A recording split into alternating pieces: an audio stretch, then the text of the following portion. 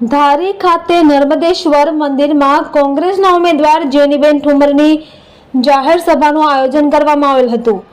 લોકસભાની ચૂંટણીને અનુલક્ષીને ધારી નર્મદેશ્વર મંદિર ખાતે કોંગ્રેસના ઉમેદવાર જેનીબેન ઠુમરના સમર્થનમાં એક જાહેર સભાનું આયોજન કરવામાં આવેલ હતું, જેમાં કોંગ્રેસના પ્રતાપભાઈ દુધાત, ક્રાંતિભાઈ સત્તાસિયા, રવિભાઈ હિરાણી, કે ચૌહાણ, ધીરુભાઈ મકવાણા તેમજ કોંગ્રેસ અને इंडिया गठबंधनના તમામ સભ્યો મોટી સંખ્યામાં હાજર રહ્યા હતા અને આ કાર્યક્રમને સફળતાપૂર્વક પાર પાડવામાં આવ્યો હતો।